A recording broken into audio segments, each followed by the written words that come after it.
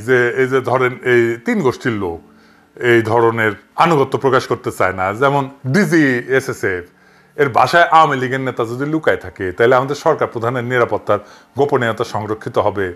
এখনো স্বৈরাচারের অনেক দোষর আছে যারা ফেসবুকে চলে বলে কৌশলে কাঁঠাল রানী বন্দনা করে বেড়াচ্ছে, এদের চিহ্নিত করতে হবে। সেনাবাহিনী এখনো প্রফেসর ইউনূসের পূর্ণ নিয়ন্ত্রণে না, আমি প্রথম থেকে কয়ে আসতেছি, কিন্তু এটা তারা প্যারালাল ক্ষমতা কেন্দ্র গড়ে তুলছে এবং এদেরকে ইন্ডিয়া টার্গেট করবে। সবাইকে ভারতের গুপ্তচর বৃত্তির বিষয়ে ট্রেনিং দেন, সংক্ষিপ্ত ট্রেনিং। আমার অফিসিয়ালি জানালে আমি সাহায্য করতে পারি, তারপর তাদের দিয়া আমরা ফাঁদ তৈরি করব। যারাই কাউকে গোয়েন্দা জালে ফাঁসানোর চেষ্টা করবে তাদের তথ্য আমাদের জানাবেন, না হলে ওরে ওই জায়গায় বাইদা ফেলবেন, তারপর জনগণকে খবর দেবেন। চট্টগ্রামের মতো অনেক গুপ্ত চক্রান্ত ফাঁস করে দেওয়া হবে। ভাবছিলাম কাউরে কিছু বলা লাগবে না, এখন আর এই ছাড় দেওয়া যাবে না। আসেন আলাপ করি ভারত কিভাবে শত্রু দেশে কাজ করে। আপনারা জানেন যে কৌটিল্যর দর্শন মতে ভারত তার পররাষ্ট্রনীতি তৈরি করে এবং সেই অনুযায়ী কাজ করে, তার কৌশল ঠিক করে। বাংলাদেশের মতো একটা দেশ যেখানে তার দাসী হাসিনাকে সরায় প্রফেসর ইউনূস আসিছে ক্ষমতায়, সেই সরকারকে সে কিভাবে বিপদে ফেলবে তার নিদান সে কৌটিল্য থেকেই খুঁজবে। তার নিদান কলে কৌটিল্য দিয়াও গেছে। আসেন দেখি ভারত এটা প্রয়োগ করতেছে কিনা। এটা লম্বা আলোচনা, ভয় নাই, মজা পাবেন, চিনতে পারবেন কিছু নতুন শত্রু, আর তার সাথে আগামী শত্রুদেরকে মোকাবেলা করার কিছু রসদও পাইবেন। যারা আগের ভিডিওটা দেখেন নাই তারা দেখে আসতে পারেন। এটা ওই যে ইন্ডিয়া ক্যাঙ্কা করে কৌটিল্যর নীতি প্রয়োগ করে, তাহলে এই আলোচনা বোঝা অনেক সহজ হবে। চলেন আল্লাহর নামে শুরু করি। কৌটিল্য তার অর্থশাস্ত্রে গুপ্তচর বৃত্তির একটা আলাদা অধ্যায় রাখছে। এই গোয়েন্দাগিরি বা গুপ্তচর বৃত্তিকে বলছেন গুড়ো পুরুষ। গুড়ো পুরুষ সংস্কৃত বাংলা আর কি। তবে আমরা বোঝার সুবিধার্থে গোয়েন্দা বা টিকটিকি বা রয়্যাল এজেন্ট বা ভারতের দালাল হিসেবে বলবো, একই জিনিস আর কি। কৌটিল্য অন্য রাজার ক্ষেত্রে বা শত্রু রাজার ক্ষেত্রে বা তার দেশে গোয়েন্দা কার্যক্রমের জন্য 4 ধরনের গোষ্ঠীকে মূল টার্গেট হিসেবে বিবেচনা করে। 4 ধরন: ক্রুদ্ধবর্গ, ভীতবর্গ, লুব্ধবর্গ, মানিবর্গ। ভয় পায়েন না, সহজে বুঝায় বলবো। প্রথমে দেখি ক্রুদ্ধবর্গ খারা। এই বর্গের কোন কোন প্রজাতির লোক আছে যাদেরকে ভারত টার্গেট করবে। 1 নাম্বার শত্রু রাজা, মানে ভারতের জন্য যে যারা শত্রুপক্ষ, অর্থাৎ আমাদের অন্তর্বর্তী সরকার, যাদের অর্থ বা টাকা দিবে বলে প্রতিশ্রুতি দিছে কিন্তু টাকা দেয় নাই। যেমন ধরেন জুলাই বিপ্লবে আহত ছাত্র জনতা, তাদেরকে টার্গেট করবে। এই যে আহতরা আইসা যে ঘেরাও টেরাও করতেছে, এটার পেছনে ভারতের হাত থাকতেই পারে।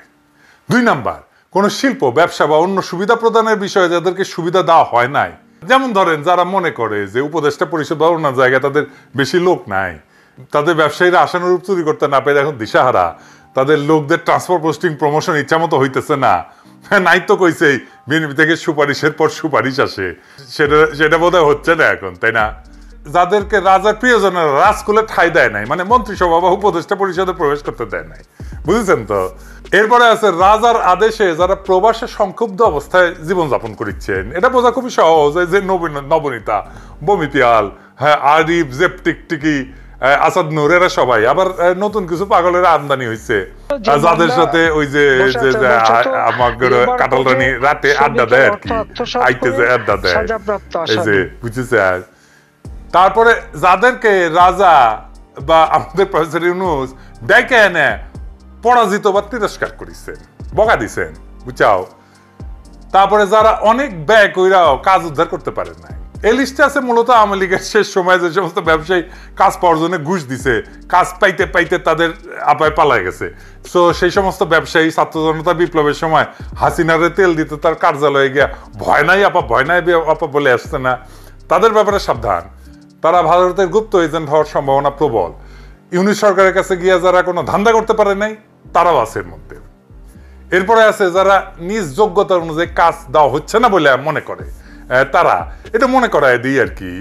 আমি পররাষ্ট্র ক্যাডারের সমস্যা নিয়ে ভিডিও করেছিলাম না, যে এটা এই জন্যে তাদের সমস্যা এখন অনেক সমাধান হয়েছে আলহামদুলিল্লাহ। আরো কিছু আছে, সেটা আরেকদিন বলবো নি। কিন্তু সবচেয়ে গুরুত্বপূর্ণ হইল ক্যাডারে দ্বন্দ্বের সমাধান করা। প্রশাসন ক্যাডারের স্যারদের কইতেছি, ওনারা আবার স্যার না দেখলে আবার মাইন্ড করে না, তো স্যার ডেকে কইতেছি দয়া করে নিজেদের লোভ কমান। সব ক্যাডারের অফিসারদের নিজেদের ভাই আর পরিবারের সদস্য ভাবেন, তাদের সমস্যার সমাধান করেন। আমার কথা তো আপনাদের কানে ঢুকবে না।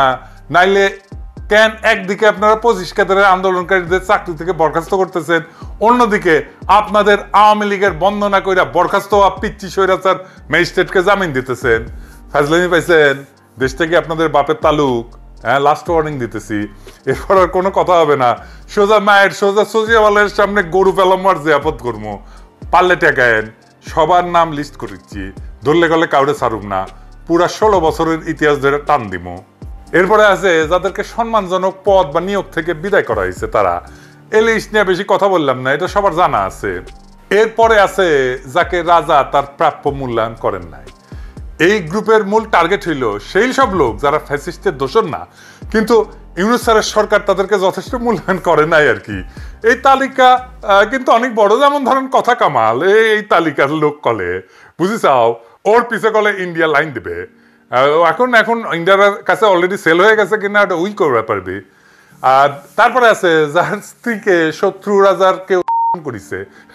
ভাই ভাই আমি কেউ কিছু করি নাই, আমি কিছু করেছি নাকি পেজে যা উত্তর টুত্তর দেই আর কি। আপনার ওইটা আপনার অন্দরমহলে গর্ব সঞ্চার করেছে, কেস খলে জটিল লাগিচ্ছে বুঝছাও। এরপরে হইতেছে যাদেরকে কারারুদ্ধ করা হয়েছে তারাও এই গোত্রে যোগ দিবে।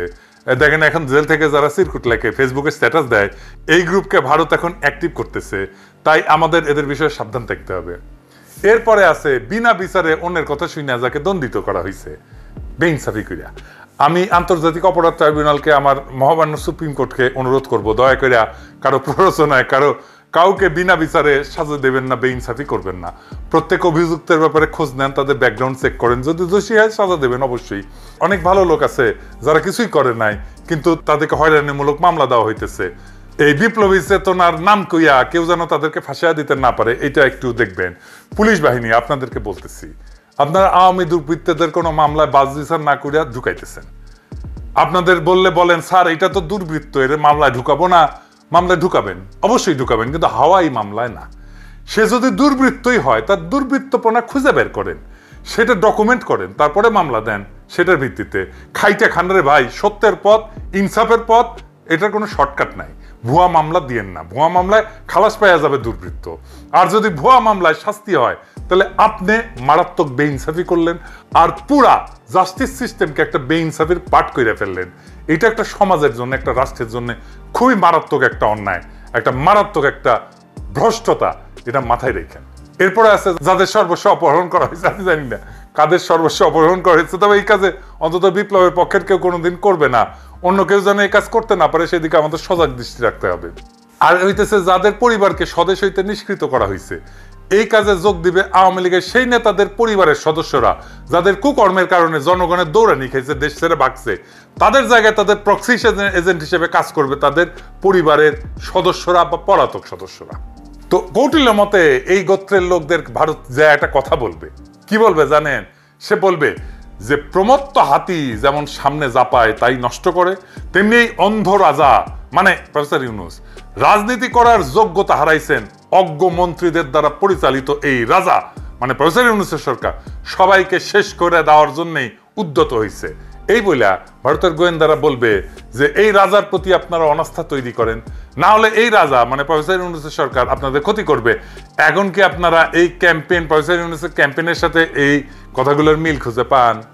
কাদের সাথে ভারতের এনগেজমেন্ট হয়েছে বুঝতে পারবেন এখন আমার কথার সাথে মিল করে করে যদি খুঁজেন, তাহলেই বুঝবেন কার সাথে ভারতের এনগেজমেন্ট হয়ে গেছে। এরপরে আছে ভীতবর্গ। আসছেন দেখি এই ভীতবর্গ কারা। কৌটিল্য মতে এই গোত্রেও কয়েক ধরনের লোক যুক্ত হবে। এক নাম্বার হইতেছে যে ব্যক্তি নৃশংস কর্ম কইরা নিজেকে দূষিত করছেন। এদের চেনা খুব সহজ, এরা আওয়ামী লীগের ফ্যাসিবাদের দালাল, পুলিশ প্রশাসন, সামরিক বাহিনীর সদস্যরা, ডিজিএফআই, তারপর এনএসআই, তারপরে বিজেপি, তারপরে ধরেন আওয়ামী যুবলীগের গুন্ডারা। এরা ভারতের দালালের মতো এই দেশের ক্ষতি করার চেষ্টা করবে যেন প্রফেসর ইউনূসের সরকার ব্যর্থ হয়। এরপরে আছে যে ব্যক্তি ভারতের শত্রু রাজার দ্বারা অত্যাচারের শিকার হয়েছে, মানে যে সমস্ত জেলবাসী, ভারতবাসী এবং প্রবাসী আওয়ামী দালাল আছে যারা দেশে ফিরতে পারতেছে না, তারা সবাই ওই গোত্রের আওতায় আসবে। এরপরে আছে যে ব্যক্তির পাপ কর্ম প্রকাশ করা হয়েছে, এই তালিকা কলে অনেক বড়, যাদের পাপ প্রকাশিত হয়েছে তারা সবাই এই শত্রু গোত্রে পড়বে।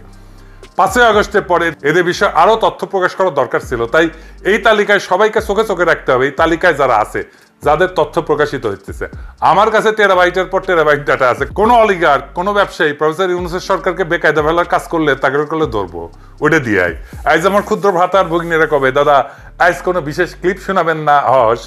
শোনামো খুশি করে দিবনি এপিসোডের শেষে। যাই হোক, আসেন আলাপে আসি। এরপরে আছে তারা যে ব্যক্তি সমান অপরাধকারীকে সাজাপ্রাপ্ত হইতে দেখছে এবং ভীত যে তার সে মনে করতেছে আমারও তো এই সাজাটা হবে। এই তালিকায় কারা থাকতে পারে জানেন? যাদের ধরা হয়েছে এবং তারা একই অপরাধ করেছে। ধরেন এমপি ধরা হয়েছে, হাসিনার এমপি, 900 ভোটের এমপি। এখন 900 ভোটের এমপি যারা আছে তারা সবাই এই তালিকার যাবে। আর আন্তর্জাতিক অপরাধ ট্রাইব্যুনাল থেকে রায় যখন আসা শুরু হবে, কার্যকর হওয়া শুরু হবে, তখন এই তালিকা বড় হবে। গোয়েন্দা সংস্থাগুলোকে এদের দিকে কড়া নজর রাখতে অনুরোধ করতেছি। একই সাথে জেল কর্তৃপক্ষকেও বলতেছি, কয়েদি মানে কয়েদি, ওরা দেশের মানুষের শত্রু, খাতির করা বন্ধ করেন। ফারুক খান কেমনে মোবাইল পায় আর ফেসবুকে স্ট্যাটাস বানায়? যদি সত্য ফারুক খান নিজে ফেসবুকে স্ট্যাটাস দেয়, তাহলে ওই জেলারে সরাইতে হবে, ওই কারাগারের দায়িত্ব থাকা সবাইকে প্রত্যাহার করতে হবে, বিভাগীয় শাস্তির ব্যবস্থা করতে হবে। এরপরে আছে যে ব্যক্তিকে সাজা প্রদান করা হয়েছে, এটা তো জানেনি, এখনো সাজা হয়নি কারো, হবে, তারাও এই গ্রুপে আসবে। এরপরে আছে যে ব্যক্তি সকল সরকারি দপ্তরে প্রভাব বিস্তারের সক্ষমতা রাখে, যাদের টেকা আছে, অ্যাক্সেস আছে সরকারের নানা দপ্তরে। ভাইবা বলেন তো ওয়াকার সাহেব এই সেক্টরে পড়ে কিনা? বুঝেছে? এরপরে আছে যে ব্যক্তি সহসা অনেক অর্থ সঞ্চয় করছে, এমন লোক হইল ভারতের আদানি। সে রয়ের ইশারায় কাজ করে। আর আপনারা জানেন বাংলাদেশে এমন অনেক ব্যবসায়ী আছে, যেমন ধরেন সামিট, বেক্সিমকো, এসালোম, এনার্জি প্যাক, এই সমস্ত কোম্পানি আওয়ামী লীগের সময় ফুলে ফেপে উঠছিল। তাদের দিকে খেয়াল রাখতে হবে, তাদের বিদেশে যাওয়ার উপর নজর রাখতে হবে। আর সাথে আছে ওই যে দোয়া পলক আছে না, আর বোতল জয়ের সামসা, কিছু আইটি কোম্পানি, এদেরকে জয় বাংলা করে দিতে হবে। আগে যে সমস্ত কর্মকর্তা A2I কাজ করেছে, তা সরকারি হোক আর বেসরকারি হোক, সবাইকে বের করে দিতে হবে। এরা সবাই ভারতের তথ্য পাচারের সাথে জড়িত, এরা সবাই ভারতের সুপ্ত গোয়েন্দা। এদের নিয়ে আর যাই হোক নতুন বাংলাদেশ হবে না। এবার আসেন গোপন গুরুত্বপূর্ণ কল রেকর্ড শোনাই দরবেশ বাবা, শুনেন। হ্যালো, আসসালামু আলাইকুম স্যার। ওয়ালাইকুম। স্যার তোহা বলছি রিভ্যালুয়েশন ভিউয়ার্স লিমিটেড থেকে। স্যার আমি কল করেছি আপনাকে আমাদের কোম্পানির পক্ষ থেকে। স্যার দরকার নেই। হ্যাঁ শুনেছেন, এটা গুরুত্বপূর্ণ না মনে হইতেছে না? আচ্ছা এইটা শোনেন। হ্যালো, আসসালামু আলাইকুম। আসসালাম। আমি বিএ মিডিয়া থেকে শ্রাবণী বলছি। হ্যাঁ, বিএ মিডিয়া থেকে শ্রাবণী বলছি। হ্যাঁ, আমরা সারা বাংলাদেশে বিয়ের জন্য পাত্রপাত্রীর সন্ধান দিয়ে থাকি। কি সেক্ষেত্রে আপনার সারা বাংলাদেশে বিয়ের জন্য পাত্রপাত্রীর সন্ধান দিয়ে থাকি। এটা আমার দরকার নেই। দেখেছেন, বুড়া বিয়ে করবি না, ওই মনে হয় আগেই বুঝেছিল জেলত থাকা লাগবি, নতুন বউ ফেলায়, না হলে কেউ ইনকা করে বিয়ার পয়গাম ফেরায় দেয়। এই মায়েগুলা যে ফোন দিছে না দরবেশ বাবা, ইনকা করে এগোরে এনা খুঁজে বের করেন আর হামাক এনা ফোন দেওয়ার ব্যবস্থা করেন। হ্যাঁ, এগুলো আমার চোখে পড়ে না। আর যাই হোক, এরপর আলাপে আসি, শুনেন। এরপরে আছে তারা যারা অন্যের জমি নিজের দখলে রাখছে। এই তালিকায় কি আর বলবো, কে নাই? প্রশাসন ক্যাডার নিজেদের আবাসন করেছে, জুডিশিয়াল সার্ভিস করেছে, জমি দখল করেছে, আর দালালিকে প্রাতিষ্ঠানিক রূপ দিছে, পুলিশ করেছে, সেনাবাহিনী করেছে, আর ওই যে জলছিরি করেছেন না আবাসন, কিভাবে করেছেন তাহলে আমরা জানি। হ্যাঁ, তো সেনাবাহিনীর একটা ইউনিটের দায়িত্ব ছিল এই আবাসন তৈরি করার, যারা একমাত্র ভোগকারী সেনাবাহিনী। আর কিছু চিহ্নিত ভূমিদস্যুদের দিয়া আপনারা মানুষের জমি দখল করেছেন, খবর করলে আমাদের কাছে আছে। একই কাহিনী পুলিশের হাউজিং সোসাইটিতে, সবাই মাফিয়াদের সাথে হাত মিলাইছিলেন আর অবৈধভাবে সম্পদ দখল করেছেন। এখন বুঝতে পারছেন তো কেন এত ওদের এত অসহযোগিতা এই সরকারের প্রতি, কেন ওরা চায় যে ফ্যাসিবাদ আবার ফিরে আসুক। হ্যাঁ, লোভ আর সম্পদের ধান্দা। আচ্ছা, এরপরে আছে খুবই ইন্টারেস্টিং ব্যাপার, যে ব্যক্তি রাজকুলের লোকদের আশ্রয় দিছে। ওয়াগার সাহেব নিজেরা দেখা যায় এখানে 5ই আগস্টে কত দুর্বৃত্তকে আশ্রয় দিচ্ছেন, বিভিন্ন রাজনৈতিক দলের কেন্দ্রীয় আর স্থানীয় নেতারা কত আওয়ামী লীগ দুর্বৃত্তদের আশ্রয় দিচ্ছেন, আমি আর নাই কইলাম। জামাত বিএনপি দুই দলের যেই নেতাদের নামে আওয়ামী দুর্বৃত্তদের আশ্রয় দেওয়ার অভিযোগ আছে, পাচার করে দেওয়ার অভিযোগ আছে, দেশ থেকে বাইরে করে দেওয়ার অভিযোগ আছে, তারাই আগাম নির্বাচনের জন্য চাপ দিতেছে বক্তৃতা বিবৃতিতে। মিলায় দেখেন নামগুলা আমি আর কারোর নাম কইলাম না, শত্রু বাড়াইতে চাই না। মিলায় দেখেন যারাই কইতেছে আগাম নির্বাচনের কথা, দ্রুত নির্বাচনের কথা, তারাই এদেরকে আশ্রয় দিছে। আর যে ব্যক্তি রাজার প্রতি আনুগত্য প্রকাশ করতে চায় না, এটা তো আমরা বুঝি যে এই যে ধরেন এই 3 গোষ্ঠীর লোক এই ধরনের আনুগত্য প্রকাশ করতে চায় না। যেমন ডিজি এসএসএফ এর বাসায় আওয়ামী লীগের নেতা যদি লুকায় থাকে, তাহলে আমাদের সরকার প্রধানের নিরাপত্তার গোপনীয়তা সংরক্ষিত হবে। এখনো স্বৈরাচারের অনেক দোষর আছে যারা ফেসবুকে চলে বলে কৌশলে কাঁঠাল রানী বন্দনা করে বেড়াচ্ছে, এদের চিহ্নিত করতে হবে। সেনাবাহিনী এখনো প্রফেসর ইউনূসের পূর্ণ নিয়ন্ত্রণে না, আমি প্রথম থেকে কয়ে আসতেছি, কিন্তু এটা তারা প্যারালাল ক্ষমতা কেন্দ্র গড়ে তুলছে এবং এদেরকে ইন্ডিয়া টার্গেট করবে। কৌটিল্য মতে এই গোত্রের লোকদেরকে ভারতের গোয়েন্দারা প্রভাবিত করার জন্য বলবে যে সাপ যেমন ভীত হলে যার নিকট ভয়ের আশঙ্কা থাকে তাকেই লক্ষ্য করে বিষ নিক্ষেপ করে, ঠিক তেমনি এই সরকার আপনাদের দিক থেকে অসহযোগিতার আশঙ্কায় আপনাদের উপর তার ক্ষোভ প্রকাশ করবে। অতএব আপনারা এই সরকারকে সাহায্য না কইরা অন্য রাজাকে সমর্থন করেন। কি বুঝিছেন কারা কারা ইন্ডিয়ার খপ্পরে পড়ে বের যাচ্ছে? আমরা ভারতের দর্শন জানি এবং বুঝি। যারা যারা পড়বার যাচ্ছেন তারা আপনাদেরকে আপনার উপকার করতে চায়, লাগলে নিয়েন। যখন মারা খাইবেন তখন কিন্তু পার্টি সং বাজামো, এদেশে শুনে দেন পার্টি সং, ক্যাঙ্কা করে পার্টি সং বাজামো যখন মারা খাবে ওগুলা। এবার আসেন লুব্ধবর্গ, এরা কারা? যে সমস্ত ব্যক্তির অর্থ সম্পদ ক্ষয়প্রাপ্ত হয়েছে, মানে 5ই আগস্টের পর ছাত্র জনতা যে সমস্ত ফ্যাসিস্টের স্থাবর সম্পদের উপর হামলা টামলা করেছে, যারা সম্পদ হারাইছে, তারা সবাই এখন ভারতের দালালে পরিণত হবে। যাদের ব্যাংক অ্যাকাউন্ট ফ্রিজ করা হয়েছে, বুঝেছাও, এদের দিকে চোখ রাখতে হবে। এই তালিকায় সেনা, পুলিশ, প্রশাসনের সদস্যরাও আছে, সাথে আছে দরবেশ, সোরা কামাল থেকে আওয়ামী লীগের চিহ্নিত কিছু চোর এবং নেতাকর্মী। আর এটা কি? যে ব্যক্তি নারী এবং মদ্যপানে আসক্ত, বুঝেছাও, সব জায়গায় তাছে কলে। এই ব্যাপারে অবশ্য আমি আর কথা কই না, আপনারা জানেন কাদের এই সুঅভ্যাসটা আছে। আর এটা কি? যে ব্যক্তি ব্যবসা দিয়ে ভারত থেকে লাভবান হওয়ার আশা রাখে, যাদের ইন্ডিয়ার সাথে ব্যবসা আছে, বুঝেছাও। এই তালিকা মোটামুটি দৃশ্যমান। দেখেন বিএনপির নেত্রী আদানির কথা বলে, তখন আমার কেন সন্দেহ হয়। বিএনপিতে এমন ব্যবসায়ীর সংখ্যা তো অনেক, যারা টাকা কামানোর জন্য সবকিছু দেশে সবকিছু বিক্রি করবেই, সাথে নিজের প্যান্টটা ভারত যদি খুলে নিতে চায় খুলে দিয়ে আসবে। কৌটিল্য মতে এদেরকে প্রভাবিত করার জন্য ভারতের গোয়েন্দা বলবে যে চন্ডাল যেমন ব্রাহ্মণদের সাহায্য করে না, তেমনি এই রাজা মানে প্রফেসর ইউনূসের সরকার প্রজ্ঞাহীন ব্যক্তির দ্বারা সরকার চালাবেন, যোগ্য এবং আত্মগুণ সম্পন্ন ব্যক্তিদেরকে দিয়ে চালাবেন না। অমুক রাজা মানে যে ক্ষমতাটা আসিচ্ছে পরে, ওই ধরেন বিএনপি উপযুক্ত মানুষকে উপযুক্ত জায়গায় বসাবে, আপনারা তার সেবায় নিয়োজিত হন। বুঝেছাও? এইবার বুঝেন কিভাবে ভারতের দর্শন আর বিএনপির ন্যারেটিভ মিলা যায়। আমার কথা বিশ্বাস না হলে পরে মিলাই দেখেন, সব আওয়ামী ফ্যাসিস্ট পুনর্বাসিত হবে বিএনপির হাত ধরিয়া। আমি আজ বলে রাখলাম, তখন মিলাই দেখেন। জানি না তখন কি হবে, আবার একটা জুলাই সংগঠিত করতে হবে কিনা আমাদের, করলে করব, দেশের স্বার্থে নো কম্প্রোমাইজ। এবার আসেন দেখি মানিবর্গ কারা। কৌটিল্যের মতে এই বর্গেও কিছু ধরনের লোক থাকবে। 1 নম্বর হইতেছে যে ব্যক্তি নিজেকে অত্যন্ত বিদ্বান মনে করে, হ্যাঁ, যেমন বুড়া খাটাস উপদেষ্টারা, এরা কাজ পারবে না, করবেও না। এরা খালি বিএনপি আসার জন্য রাস্তা তৈরি করবে যেন প্রফেসর ইউনূসের সরকার ব্যর্থ হয়। তারপরে আছে বিএনপির নতুন বুদ্ধিজীবীরা, সবার থেকে বেশি বুঝে। হোয়াটসঅ্যাপের একটা বুদ্ধিজীবী গ্রুপ আছে কলে ওদের, বুঝছাও, উঠি হোয়াটসঅ্যাপে খালি মেসেজ মারে আর প্রচুর বুদ্ধি পয়দা করে, বুঝছাও। আর যারা আছে যারা অন্য সবাইকে গাড়ল বলে, আপনি দেখবেন কি কেউ আছে যে অন্য সবাইকে গাড়ল বলে, সে নিজে বিদ্বান বুদ্ধিতে ভরপুর, টইটুম্বুর করে, নিজে কলে পাস দিছে একটা 3rd ক্লাস বিশ্ববিদ্যালয় থেকে বিয়ে, আর ভাবছে প্রফেসরের। আমি আর নাম কইলাম না, হ্যাঁ, আপনারা নিজেরা বুঝেন যে কার কথা কইছি। যে ব্যক্তি নিজের প্রতি অন্যের সমর্থন কামনা করে, এটা সরাসরি বিএনপি।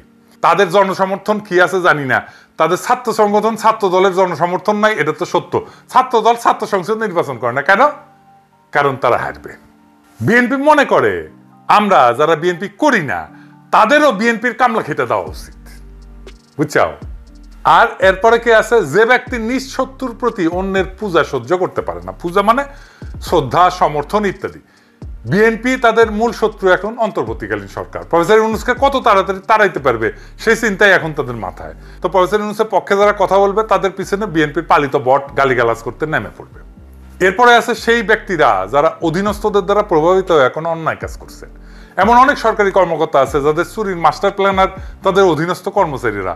এর অধীনস্থ কর্মচারীদের তো এখন তেমন একটা সুবিধা দেন নাই, তাই না? তারা নিজেদেরকে বঞ্চিত ভাবে, বুঝছাও? এই যে বঞ্চিত লিগ কই থেকে আসিচ্ছে, বুঝছাও? এটা ইন্ডিয়ান মাস্টার প্ল্যান। হ্যাঁ, এই যে বঞ্চিতদের যে কইছে যে এই যে তুমি তো কিছু পাও নাই, বুঝছাও, তুমি এত কিছু করলা। এরপরে কি আছে, যে সমস্ত ব্যক্তির কিছু কিঞ্চিত সাহস টাহস আছে, কাজ করতে আগ্রহী ধরনের লোকদের ভারত গত 6 মাস ধরে চিহ্নিত করছে। এখন এদের উপর ভর করিয়া আওয়ামী লীগ তাদের আন্দোলনের কর্মসূচি ঘোষণা করতেছে, লিফলেট বিলাইতেছে, বোমবাস্টিং বিবৃতি দিতেছে, এদের প্রত্যেকে ইন্ডিয়া ফুসলাইতেছে। এটা যেটি পাবেন জয় বাংলা করে আগে ডলা দিবেন, তারপরে পুলিশ দেখবেন, আগে পুলিশ দেখেন না। হ্যাঁ, মাইরা টেরে ফেলেন না, এর থেকে তথ্য বের করা লাগবে, তারপর হবে খেলা। দেখি ওই মায়ের দুধ খাইছে কিনা, বুঝছাও? আয় বঙ্গবন্ধুর ভাস্কর্যে হাত দে, সাধারণ মানুষ হিসাবে একটু লড়াই করি, দেখি কতটুকু মায়ের বুকের দুধ খাইছো তোমরা। এরপরে আছে যে ব্যক্তি ভোগ্যবস্তুর প্রার্থীতে অসন্তুষ্ট। হ্যাঁ, তো এতদিন তো Awami League, Sunny Leone, Nora Fatehi এদেরকে নাচাইছে, মিডিয়া দালাল তাপসকে ব্যবহার করিয়া। ওদের একটা টেস্টটা ছিল, টেকাও ছিল। আপনারা রিকিজ নাচ দেখেছেন? হ্যাঁ, বুঝছেন? ক্ষমতা গেলে কি টেস্ট উন্নত হবে ভাইজান? হ্যাঁ, মিলেমিশে কি দেশব্যাপী খেমটা উৎসব করবে নেঙ্কা করিয়া? তো কৌটিল্য কইছে যে এই গোত্রের লোকদেরকে ভারতের গোয়েন্দা বলবে। চন্ডালের আনন্দ চন্ডালি যেমন বুঝে, তেমনি এই নিজ সরকার নিজেদের জন্য উপভোগের ব্যবস্থা করে, নিজেদের রাজনীতি সাজাইতেছে। এরা আপনাদের মতো আর্যদের মানে উচ্চ বংশীয়দের জন্য কিছুই করবে না। হ্যাঁ, অমুক রাজা মানে যে আসবি ক্ষমতা মানে বিএনপি আপনাদের জন্য সঠিক উপভোগের ব্যবস্থা করবি, নোরা ফাতেহিকে এসে এনে দিবি, আপনারা তার দিকে চলে যান, ব্যাস আর পায়কে বিএনপি লেগে গেল অন্তর্বর্তী সরকারের পিছে, আর মাঝখানে সামে বাড়ি দিয়ে দিল পিনাকিরে। তো ভারতের এই গুপ্তচর বৃত্তির সমাধান কি? আপনারা জানেন তো যে সমাধান দেওয়াটাও আমার একটা কাজ। আমি তো বাঙ্গু এলিটদের সুশীলদের মতো না যে সমস্যা করব কিন্তু সমাধান দিতে পারবো না। তো এটারও সমাধান দেবো, মাত্র 3টা সমাধান, বেশি না। প্রথমত, জুলাই বিপ্লবের সকল শহীদের পরিবারকে 1,30,00,000 করে টাকা দিবেন এবং তাদের পরিবারের একজন সদস্যকে সরকারি চাকরি দিবেন। কেন 1,30,00,000 টাকা? আসেন এটা বুঝে দেখি, আমি এটা হিসাব করেছি আর কি। আমাদের পার ক্যাপিটা ইনকাম মানে মাথা পিছু ইনকাম হইতেছে $, $2,624। আর আমাদের গড় যে বয়সে যারা শহীদ হয়েছে তাদের গড় বয়স হইতেছে বিলো 25 মানে 25 বছরের নিচে। একজন মানুষ 65 বছর পর্যন্ত আয় রোজগার করতে পারে।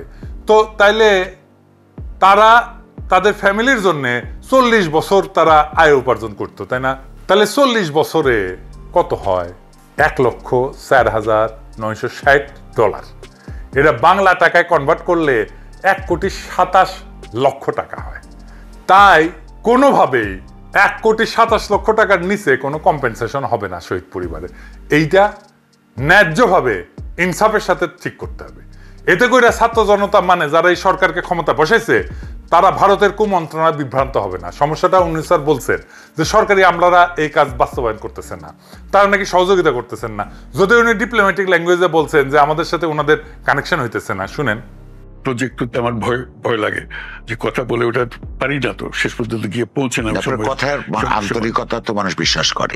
আপনার অনুমান অন্তত এটা তো খুবই একটা ইমিডিয়েট এবং প্রায়োরিটির মধ্যে থাকার কথা।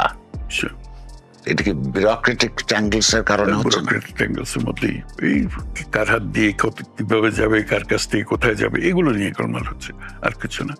তাতে বিউরোক্রেসির কিছু হচ্ছে না, কিন্তু সরকার, আপনার সরকারের বদনাম হচ্ছে। এটা আমাদের সবার সম্মিলিত বদনাম। আমি ব্যুরোক্রেসিকেও দোষ দেবো না, তাদেরও নিয়ম কানুন আছে। আমরা হয়তো সেই নিয়ম কানুন বুঝি না বলে কানেকশনটা ঠিক মতো করতে পারিনি। তো ভাইজান আমলারা, আপনাদের কত সাহস! আপনারা ছিলেন ফ্যাসিস্টের সবচেয়ে বড় দালাল।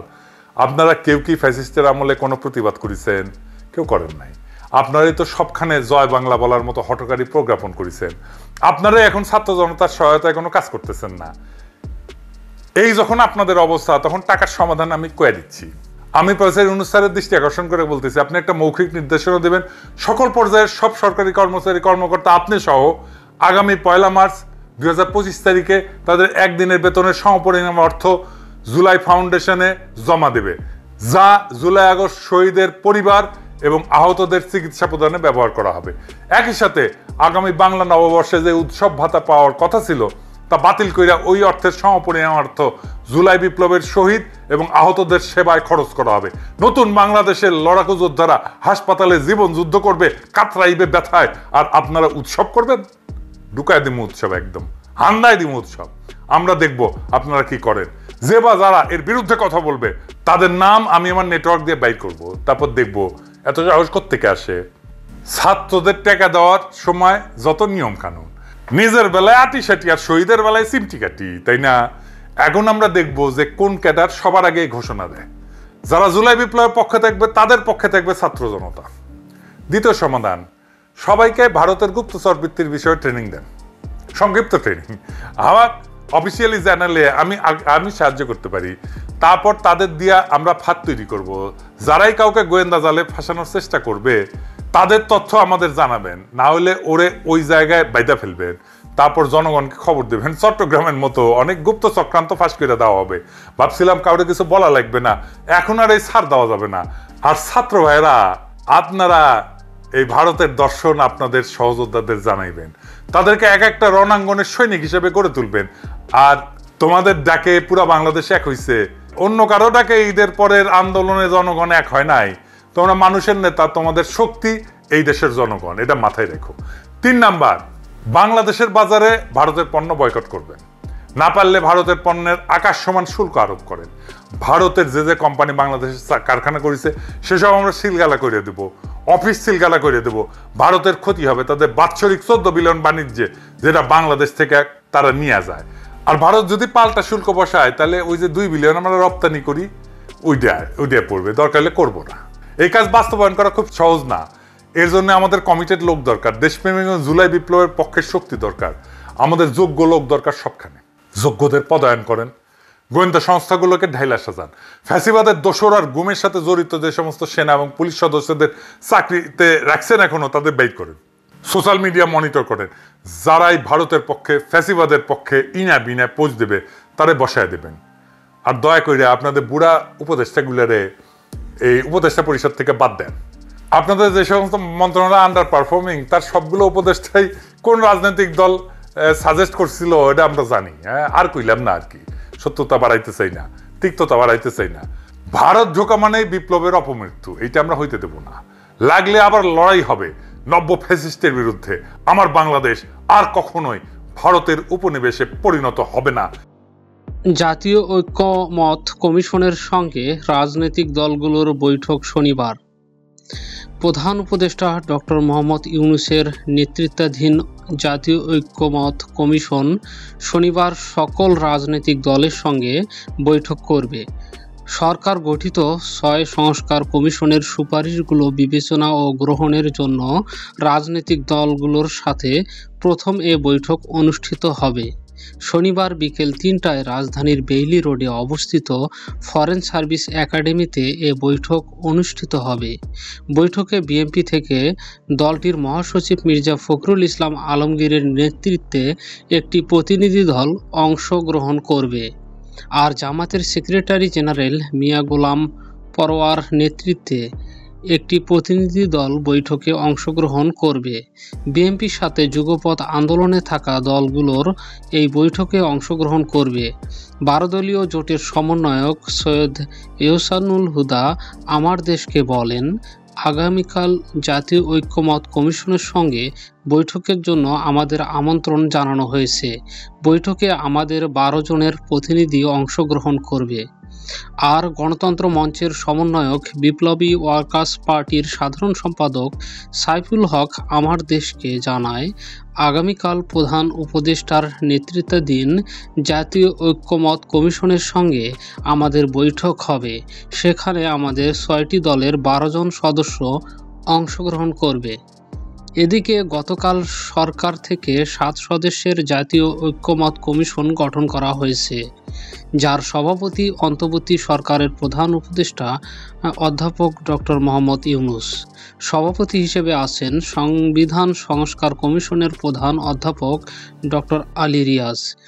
এই কমিশন আগামী নির্বাচন সামনে রেখে নির্বাচন ব্যবস্থা, পুলিশ, বিচার বিভাগ, জনপ্রশাসন, সংবিধান ও দুর্নীতি দমন বিষয়ে সংস্কারের জন্য গঠিত কমিশনগুলোর সুপারিশসমূহ বিবেচনা ও জাতীয় ঐক্যমত গঠনের জন্য রাজনৈতিক দলগুলো ও শক্তিসমূহের সঙ্গে আলোচনা করবে। কমিশনের কার্যালয় সরকার কর্তৃক নির্ধারিত হইবে। কমিশনের মেয়াদ হইবে কার্যক্রম শুরুর তারিখ হইতে 6 মাস এবং প্রধান উপদেষ্টার কার্যালয় এই কমিশনকে সচিবিক সহায়তা দেবে বলে জানা যায়।